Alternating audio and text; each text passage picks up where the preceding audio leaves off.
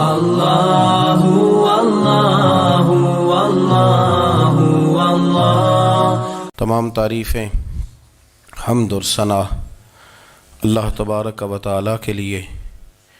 درود و سلام نبی اکرم نور مجسم شفیع معظم احمد مجتبیٰ جناب حضرت محمد مصطفیٰ صلی اللہ تعالیٰ علیہ وسلم کی ذات والا صفات کے لیے حمد و صلات کے بعد، مسلمان کا یہ عقیدہ ہے کہ ہمارا خالق اللہ ہے، ہمارا مالک اللہ، ہمارا رازق اللہ۔ جب یہ ساری چیزیں، ساری عطائیں، ساری نعمتیں اللہ کی ہیں تو پھر مسلمان کی ساری توجہ بھی اللہ ہی کی جانب ہونی چاہیے۔ اسے کوشش کرنی چاہیے کہ وہ ہر معاملے میں، ہر مسئلے میں، ہر پریشانی میں اپنی توجہ اپنے رب کریم کی جانب مبذول رکھے۔ انسان جب اپنے علم پر بھروسہ کرنے لگتا ہے، یا اپنی عقل پر بھروسہ کرنے لگتا ہے، یا اپنے تعلقات پر بھروسہ کرنے لگتا ہے، یا اپنی دولت پر، مال پر، صحت پر، تو ایک بہت بڑے دھوکے کا شکار ہو جاتا ہے۔ اور انسان جب انسانوں پر بھروسہ کرنے لگتا ہے تو پھر اللہ تعالیٰ اسے بعض اوقات انسانوں کے سپرد کر دیتا ہے، انسانوں کے سپرد۔ اور بہت سارے ایسے لوگ بھی ہوتے ہیں جو رب کریم کو بھولتے ہیں اور وہ اپنی ساری توجہ انسانوں کی طرف، دنیا کی طرف، دنیا داروں کی طرف کر لیتے ہیں، تو اللہ تعالیٰ فرماتا ہے پھر میں انہیں یہ سزا دیتا ہوں کہ وہ مجھے بھولنے نکلے تھے تو میں نے انہیں ان کا اپنا آپ بھی بھلا دیا، اپنا آپ بھی۔ سورہ حشر کو دیکھیے گا، فرمایا وَلَا تَكُونُوا كَالَّذِينَ نَسُوا اللَّهَ فَأَنسَاهُمْ أَنفُسَهُمْ۔ ان لوگوں کی طرح نہ ہو جانا جنہوں نے اللہ کو بھلا دیا تو اللہ نے پھر انہیں ان کا اپنا آپ بھی بھلا دیا، انہیں اپنی بھی ہوش نہیں رہی، وہ ایسے مسائل میں گھر گئے، وہ ایسی آزمائشوں میں الجھ گئے، وہ ایسی دنیا داری کے اندر الجھے کہ انہیں اپنا بھی پتہ نہ چلا۔ اب تو ڈھونڈتا پھرتا ہوں اے اقبال اپنے ہی آپ کو، اب تو ڈھونڈتا پھرتا ہوں اے اقبال اپنے آپ کو، آپ ہی گویا مسافر، آپ ہی منزل ہوں میں۔ جب انسان خدا فراموش ہوتا ہے تو خود فراموش ہو جاتا ہے۔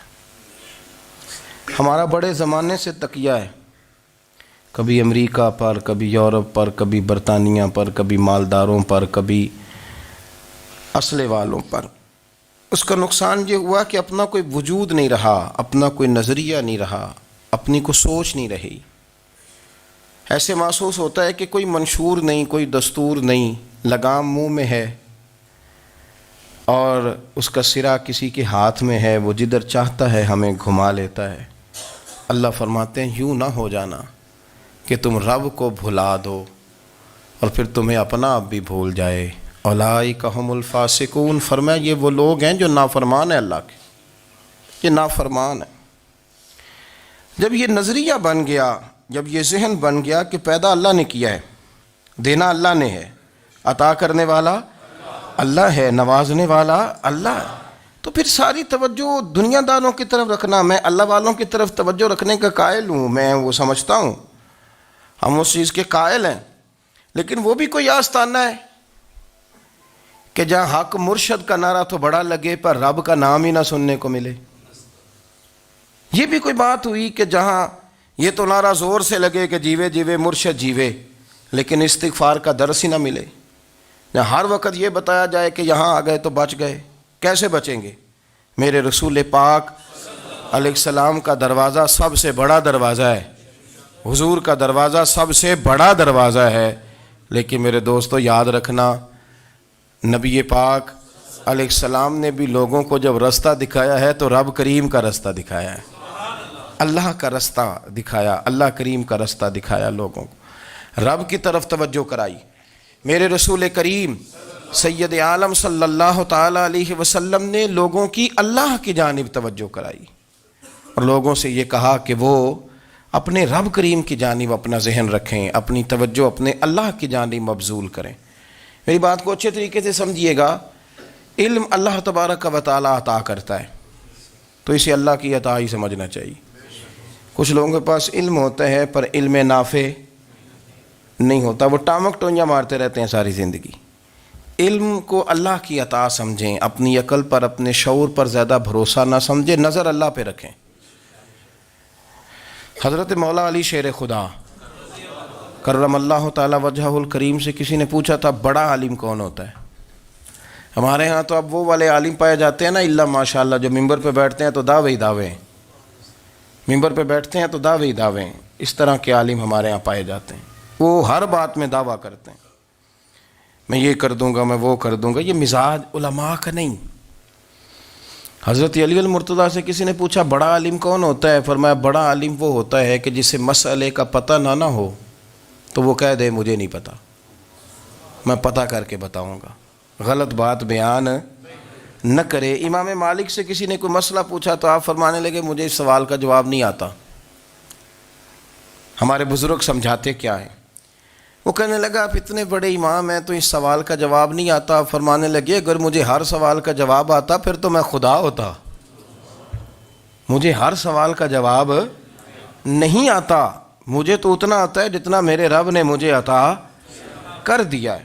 اپنی نظر اللہ پہ رکھیں، نکل آئیں اس معمے سے باہر کہ میں کوئی بلا ہوں، مجھے بڑا پتہ ہے، میرے پاس 6 ڈگریاں ہیں، مجھے 10 جگہ پہ تدریس کا شغف حاصل ہے، اس سے نکلیں باہر۔ قرآن مجید دیکھیے گا، اللہ تعالیٰ نے ارادہ قدرت فرمایا کہ میں حضرت آدم کو بناؤں گا، پھر بنانے کے بعد فرمایا فرشتوں سجدہ کرو آدم کو، سب نے سجدہ کیا الا ابلیس ابا واستکبر وکان من الکافرین، سب نے سجدہ کیا سوائے ابلیس کے، اس نے انکار بھی کیا، تکبر بھی کیا اور کافروں میں سے ہو گیا۔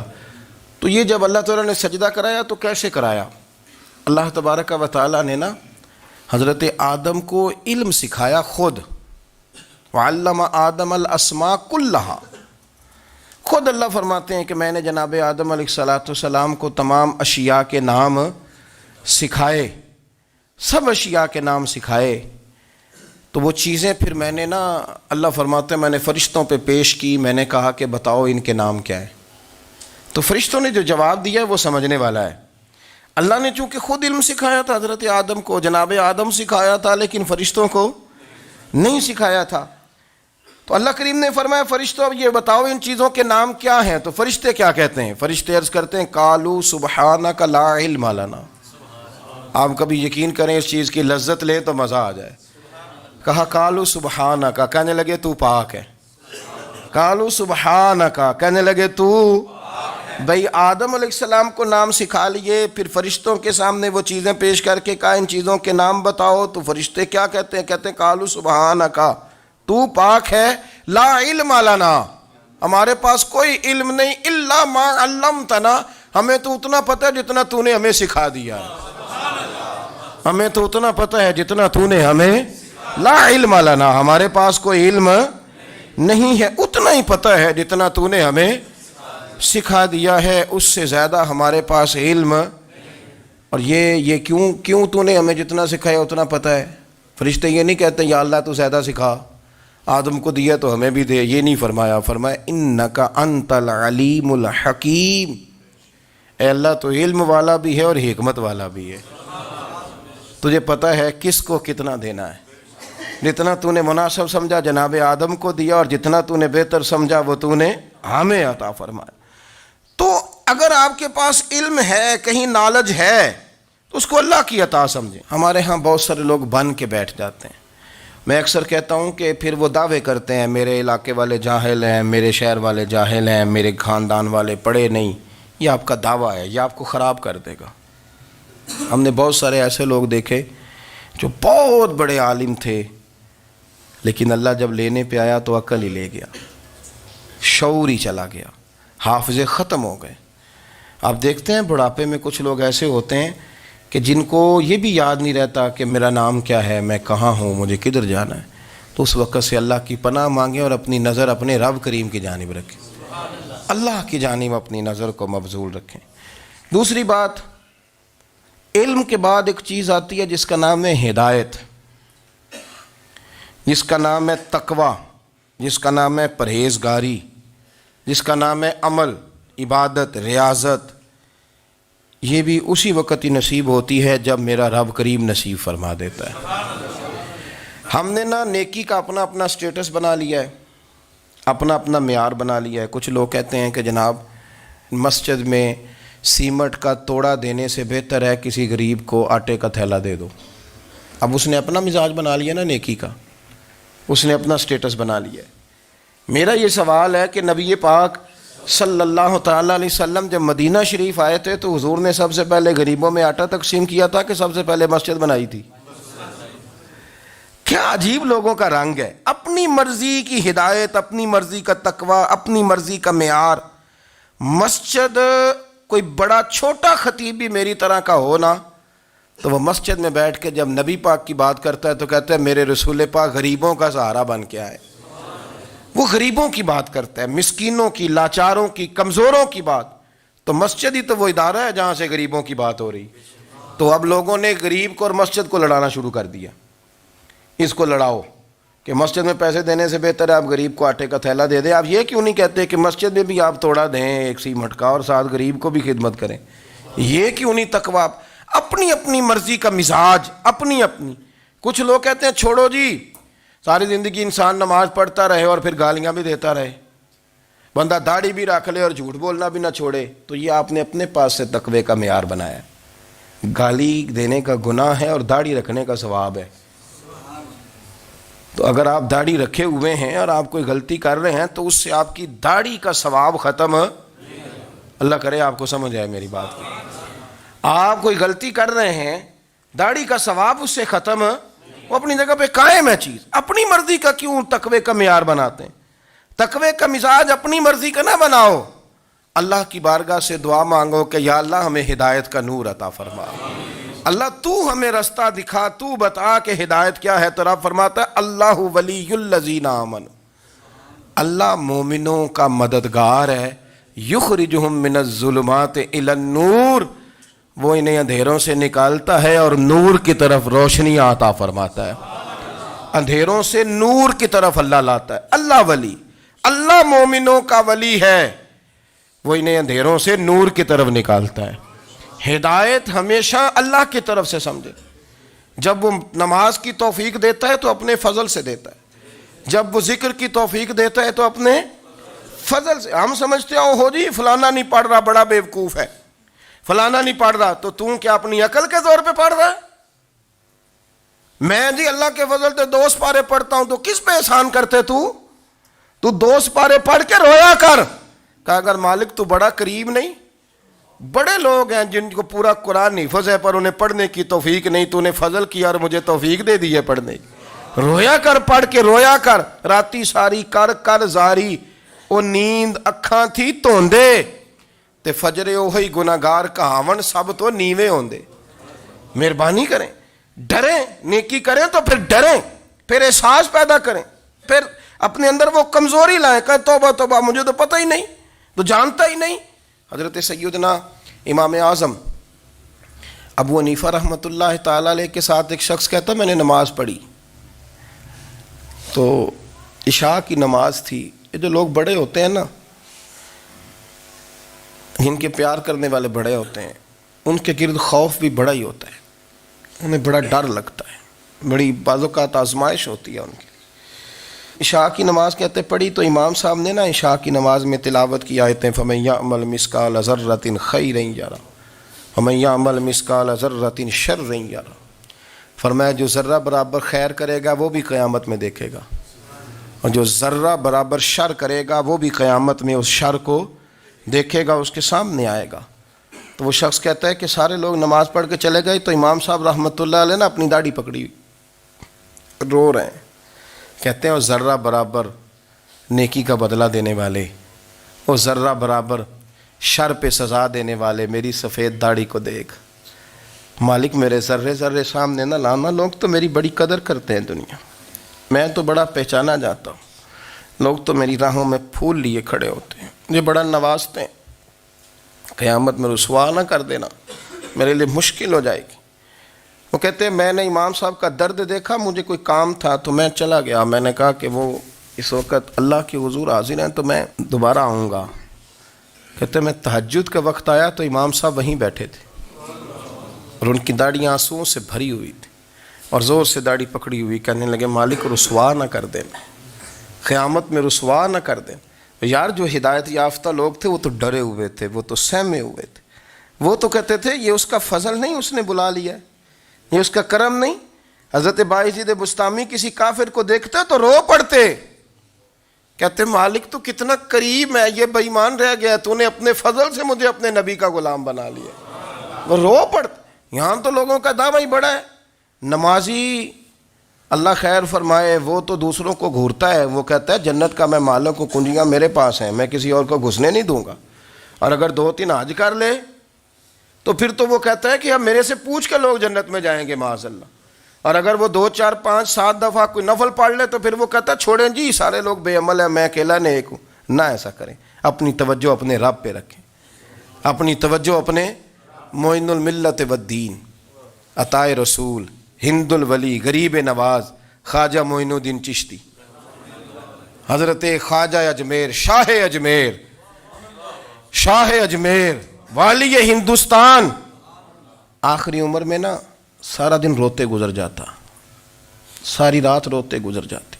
ذرا سی کوئی بات کرتا تو رو پڑتے, آنکھیں آنسوؤں سے بھری رہتی. اور کئی دفعہ اپنے بھی پریشان ہو جاتے ہیں نا کہ یار تو ایک بات کی جان ہی نہیں چھوڑ رہا.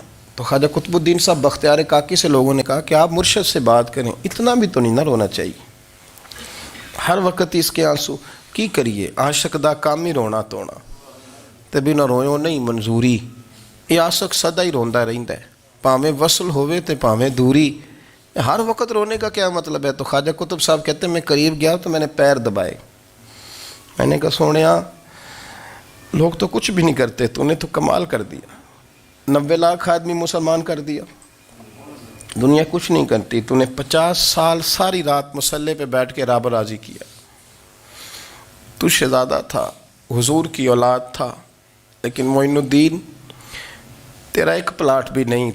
تو نے طالب علم پالے, انہیں غریبوں کو دیا, انہیں نوازا, کوئی شے نہیں تیرے پاس, ہر چیز تو نے. ساری رات روتے ہو, سارا دن روتے ہو. تو خواجہ قطب الدین صاحب کہتے ہیں میں نے جب عرض کیا تو خواجہ صاحب مجھے گلے لگا لیا, چیخ مار کے روئے. کہنے لگے قطب الدین پتر داڑھی سفید ہو گئی, جانے کا وقت آ گیا. جو تو نے نیکیاں گنوائی ہیں وہ ہیں صحیح میرے پاس, پر یار کی بارگاہ میں پیش کرنے کے قابل ایک بھی نہیں. تو بارگاہ تو دیکھ کتنی بڑی ہے, رسول کریم کی بارگاہ میں پیش کرنے کے قابل ان میں سے ایک بھی نہیں. تو آستانہ دیکھ کتنا بڑا ہے, کیا پیش کروں گا, کیا عرض کروں گا حضور کی بارگاہ میں, کس طرح. وہ یار جو بڑے تھے وہ تو ڈرے ہوئے تھے, سہمے ہوئے تھے, وہ تو بڑی آزمائش میں تھے. لیکن میرا اور آپ کا رٹا 2 نمازیں پڑھ کے 6 نمازوں کا دعویٰ کرنا اور لمبی چوڑی کہانیاں بنانا اور اپنے منہ سے اپنی تعریفیں کرنا, اس سے تھوڑا باہر آئیں. رزق بھی میرا اللہ ہی دیتا ہے, علم بھی اللہ دیتا ہے, رزق بھی. بڑے بڑے فقیروں کو مالدار ہوتے دیکھا, بڑے بڑے مالداروں کو فقیر ہوتے دیکھا. بڑے بڑے, میرا ایک بڑا سخی قسم کا سجن ہے, بڑا پیارا ہے, میں اسے سخی مانتا ہوں. میں نے اپنی پریشانیوں کے دنوں میں بھی اس شخص کو سخی دیکھا. ایک دن رات کو مجھے ٹیلی فون کر کے کہنے لگا کدھر ہو؟ میں نے کہا میں گھر ہوں. نہیں اکثر سفر میں ہوتے ہو نا؟ اور میں نے کہا طبیعت کیسی ہے؟ ٹھیک ہے, بس حال چال پوچھنا تھا. میں نے سمجھائی, میں نے کہا یار یہ کوئی مسئلہ ہے, ورنہ رات کے 2 بجے کوئی حال پوچھنے کو فون تو نہیں نہ کرتا, کوئی مطلب ایسا تو مسئلہ نہیں نا. تو میں نے بیک کال کی, میں نے کہا یار میری بات سن, مسئلہ کیا؟ کہ نہیں کچھ نہیں دل کر رہا تھا. میں نے کہا میری گل سن, رہے ہیں اسی 4-5 سال کٹھے, میں تین جاننا, اصل بات کر. کہنے لگا مکان بھی بڑا ہے, سارا کچھ ٹھیک ہے, پر وہ بڑا ہی بے نیاز ہے. کچھ حالات اس قسم کے آ گئے ہیں کہ لوگوں کو بتاؤں بھی تو لوگ ماننے کو تیار نہیں. زیادہ نہیں, مجھے نا تھوڑے سے پیسوں کی ضرورت ہے, کوئی 15-20 ہزار اگر مل جائیں میری ضرورت. آپ یقین کریں میں روتا رہا ساری رات. میں نے کہا مہربانہ تیرا کس طرح کریں گے, اس سے لے کے زمانہ استعمال کرتا تھا. پر بے پرواہی ویکھ نہ سجڑ دی, جتھے کسے دی پیش نہ جاوے انہیں تاجاں والے در در رولے تے منگتیاں تخت بٹھاوے. سجنا کسے نو کارا مل دئی کوئی کعبے خالی آوے. واللہ خیر الرازقین. وقت تو دائیں بائیں نہ جا، رزق تو تجھے میں دوں گا، میں ہوں بہتر رزق دینے والا. بڑے بڑے بادشاہ، بڑے بڑے شہنشاہ، بڑے بڑے لوگ، ہاتھوں میں کاسے، فقیریاں. ام ربیعہ کہا کرتی تھیں، بڑی نیک اور صالح خاتون تھیں. وہ کہتی ہیں کہ میں نا بڑے امیر آدمی کی بیوی تھی، اپنے شوہر کے ساتھ چھت پہ بیٹھی تھی تو نیچے فقیر مانگنے والا آیا. اس نے بڑے درد سے صدا کی تو میں نے اپنے شوہر سے کہا کچھ دے دیں. کہا دفع کر، ان لوگوں نے دھندا بنایا ہوا ہے. کہتی میں میکے سے بھی بڑا مال لے کے آئی تھی، میرے ماں باپ بڑے امیر تھے تو میں نے نا چوری اپنے خامہ سے نظر بچا کے باتھ روم جانے کے بہانے گئی اور نیچے جا کے 5 دینار میں نے اس فقیر کی ہتھیلی پہ رکھے. کہتے اس نے 5 دینار دیکھے، پھر میری طرف دیکھا تو میں نے اس کی آنکھوں میں آنسو چمکتے دیکھے. کہنے لگے بی بی رب تیرا بھلا کرے، میں 3 دنوں کا بھوکا ہوں. کہ وہ چلا گیا. میں گھر آ گئی، جب باہر آئی تو میرا شوہر کہنے لگا تو اتنی اب اتنی تو تیز ہو گئی ہے اور تو اتنی خود مختار ہو گئی ہے، میرے بغیر پوچھے مال خرچ کرے گی، جا تجھے 3 طلاقیں. کہتی میں بالدار اور وزادار باپ کی بیٹی تھی، طلاق لے کے گھر آئی تو میرا باپ ٹوٹ گیا، چارپائی پہ چلا گیا. اوہو یہ کیا بن گیا. کہتی بڑی تکلیف رہی. 1-2 سال کے بعد میرے ابا نے میری شادی کر دی. اب جس شوہر کے پاس گئی وہ بڑا نیک تھا، پرہیزگار تھا، اللہ نے بہترین صلہ دیا. کہتی چھت پہ بیٹھی تھی، دروازے پہ فقیر آیا تو میں نے شوہر سے کہا کچھ دے دوں. کہنے لگا 5 نہ دینا، 15 دینا، 20 دینا، میں فقیر ہوں، میں نے فقر سے دولت دیکھی ہے، اسے خالی نہ لوٹانا. کہتی ہے کہ میں نیچے گئی اور جب میں نے اس کی طرف دینار بڑھائے تو میری چیخ نکلی، پیسے پھینک کے میں بے ہوش ہو کے گری. میرا شوہر نے آ کے اٹھایا، اندر لے گیا، پانی منہ پہ چھڑکا. کہنے لگا تجھے کیا ہوا؟ کہنے لگی یہ جو مانگنے آیا یہ میرا پہلا شوہر تھا، وہی تھا جو کہتا تھا کہ تو 5 دینار دے آئیے، جا تجھے 3 طلاقیں. پڑھو نا حدیث پاک. میرے نبی پاک علیہ السلام نے فرمایا ایک بندہ گنجا تھا. گنجا کوئی ترتیب آگے پیچھے ہو جائے تو مفہوم کے لحاظ سے، لیکن میں مفہوم اس کا واضح کرتا ہوں. ایک گنجا تھا، کوئی شے نہیں تھی، سر پہ بال بھی نہیں تھے، رویا کرتا تھا. اللہ تعالیٰ نے فرشتے کو بھیجا، تجھے کیا چاہیے؟ تو کہنے لگا بال آ جائیں اور تھوڑا مال آ جائے. فرشتے نے ہاتھ پھیرا تو بال بھی آ گئے تو بکریاں بھی آ گئیں، لائنیں لگ گئیں، مال ہی مال ہو گئے. دوسرے کے پاس گیا، وہ کوڑا تھا. اس کو جا کے کہا کیا چاہیے؟ کہنے لگا شفا ہو جائے اور کچھ اللہ تعالیٰ آسانی کر دے. شفا بھی ہو گئی، گائیں بھی دے دی، بھینسیں بھی دے دی، مال ہی مال ہو گئے. پھر ایک کے پاس گیا، وہ اندھا تھا، تجھے کیا چاہیے؟ اس نے کہا آنکھیں مل جائیں اور کچھ ساتھ اللہ مال دے دے. اونٹ ہی اونٹ ہو گئے. جب بڑا نواز دیا تو پھر مالک نے امتحان لینے کا ارادہ کیا. یاری تیری سونا ہے پر آزمائشاں بھی تیریاں اگ، آزمائشاں تیریاں، صحیح کہہ رہا ہوں، آزمائشاں تیریاں، یاری تیری سونا ہے پر آزمائشاں تیریاں. یہ سونا پرکھیا جامدائی پہلو نال لگاں دے لگ. اللہ نے فرمایا آزمائش کرو. سب سے پہلے گنجے کے پاس آئے، اسے کہا اللہ کے رستے میں کچھ دیکھنے لگا، میرے خرچے ہی بڑے. دیکھو تو صحیح کتنی مشکل میں وقت گزارتا ہوں، حال ہی کوئی نہیں. تو اس نے کہا میں نے تو سنا ہے تو گنجا اور بھوکا ننگا تھا. کہنے لگا میں تو جدی پشتی رئیس اعظم ہوں، تجھے کس پاگل نے کہا ہے بھاگ جا؟ اس نے کہا اچھا جیسے تو تھا ویسے ہی ہو جائے. کھیت کھلیان اجڑ گئے، پھر سے گنجا ہو گیا. حضور علیہ السلام فرمانے لگے. پھر وہ اس کے پاس گیا جو کوڑا تھا، اسے کہا کچھ دے. کہنے لگا خرچے ہی بڑے. اب پوچھ لیں کسی امیر آدمی سے، کہے گا چکی کے نیچے ہاتھ ہے میرا، میرے سے زیادہ تو اب پریشان بندہ ہی کوئی نہیں. کیا بتاؤں آپ کو، اتنا ٹیکس ہے، اتنا جرمانہ ہے، فلانی شے، بڑا کچھ گنواتے ہیں لوگ. اس نے کہا میں نے تو سنا تو پہلے کوڑا تھا. اس نے کہا جا دوڑ جا، میں تو رئیس اعظم ہوں، دادا بھی پردادا بھی اور ساری نسل ہی. اس نے کہا اچھا جیسے تو تھا ویسے ہی ہو جائے. پھر وہ گیا اندھے کے پاس اور جا کے کہا اللہ کے نام پہ کچھ دے. تو کہنے لگا رب کے نام پہ؟ یہ کھڑے ہیں اونٹ، جتنے تیرے دل کرے لے دا. اس نے کہا کیا معنی اس بات کا؟ کہنے لگا یار تجھے کیا بتاؤں، میں تو اندھا تھا، میں نے تو کبھی دنیا دیکھی نہیں تھی، پھر اس کریم نے فضل کیا تو مجھے بڑا کچھ دکھایا. میں کیا بتاؤں, میرا دل کر رہا ہے کہہ دوں کہ پھر اس نے کعبہ دکھایا, پھر اس نے روضہ رسول دکھایا, پھر اس نے ریاض الجنہ کے سجدے دکھائے, پھر اس نے اپنے محبوب کے دروازے کی رونقیں دکھائیں. اس نے بڑا کچھ دیا, اس نے بڑا نوازا. میرے پاس تو شاید میں بدکار پرانا خادم, کسے در ملی نہ ٹوئی, ایت واصف یار نے نظر جو کی تھی پھر واصف ہی ہوئی. یہ تو اس کا کرم ہوا. تو یہ وہ کہنے لگا تو اللہ کے نام پہ جان مانگ, میں وہ بھی دینے کو تیار. میرے پاس تو شے کوئی نہیں تھی, مجھے تو اپنا پتہ ہے, میں تو کوئی شے نہیں تھا, کچھ نہیں تھا میرے پاس. یہ تو ان کا کرم ہے کہ رخ ان کا ادھر ہے, اور مختصر سی میری کہانی ہے, یہ جو بھی ہے ان کی مہربانی ہے. تو وہ کہنے لگا میں بھی کچھ لینے نہیں آیا تھا, تیری آزمائش ہی کرنے آیا تھا. تیری عزتیں بھی سلامت رہیں گی, تیرا مال بھی سلامت رہے گا, تیری شفا بھی.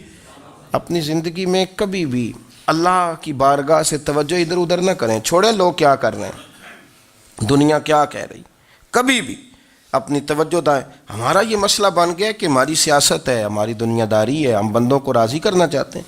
ہم دیکھتے ہیں کون کس طرح, اور آپ یقین کریں آپ تھک جائیں گے, بندے راضی نہیں ہوں گے, وہ نہیں راضی ہوتے. آپ ان کو منا کے لائیں گے تو ادھر والے نکل جائیں گے, ادھر کو منائیں گے تو ادھر والے نکل جائیں گے. اس چکر سے باہر آئیں, اس رب کو راضی کریں جو فرماتا ہے ان الذین آمنوا وعملوا الصالحات سیجعل لهم الرحمن ودا. فرمایا تو ایمان لانے کے بعد نیک عمل کر, میں لوگوں کے دلوں میں تیری محبت پیدا کر دوں. رحمان لوگوں کے دلوں میں محبت ڈال دے گا, اللہ لوگوں کے دلوں میں. اپنی نظر ہمیشہ اپنے رب پہ رکھیں. اتنی لمبی چوڑی دنیا داروں سے امیدیں نہ وابستہ کریں. میں نے دیکھا ہے لوگ کا سال ایسی کرتے ہیں, کبھی اس کے دروازے پہ کبھی اس کے دروازے پہ. ان چکروں سے باہر آئیں اور اپنے رب کی بارگاہ کی طرف توجہ کریں. استغفار شوق سے پڑھا کریں, اور اکیلے میں نا, اکیلے میں. حضرت رئیس المتکلمین مولانا نقی علی خان صاحب رحمۃ اللہ نے لکھا ہے کہ فرعون 500 سال حکومت کر گیا. یہاں تو 5 سال کی حکومت کی پیر لڑکھڑاتے ہیں, 500 سال. فرماتے اصل وجہ یہ تھی کہ دنیا جب سو جاتی تھی نا تو اوپر چادر لے کے تو مصلے پہ بیٹھ جاتا تھا, اور ہاتھ باندھ کے کہتا تھا رب تو ہی ہے, میرا پردہ نہ کھولنا, مالک تو ہی ہے, کرم نوازی کرنا, میری پکڑ نہ کرنا. وہ بے ایمان ہو کے اگر 500 سال ہاتھ باندھے تو گزارا کر لیتا ہے, تو ایماندار ہے. پر مسئلہ یہ ہے کہ تو رات کو بکل مار کے ہاتھ نہیں نہ باندھتا, تو منت نہیں کرتا, تو استغفار نہیں کرتا. توبہ کریں تو بچے رہیں. وہ اتنی لمبی حکومت کر گیا چونکہ رات کو کہتا تھا مالک رب تو ہی ہے, لیکن مہربانی فرما, میری پکڑ نہ فرما, تو اللہ نے تو اس کو مہلت دے دی.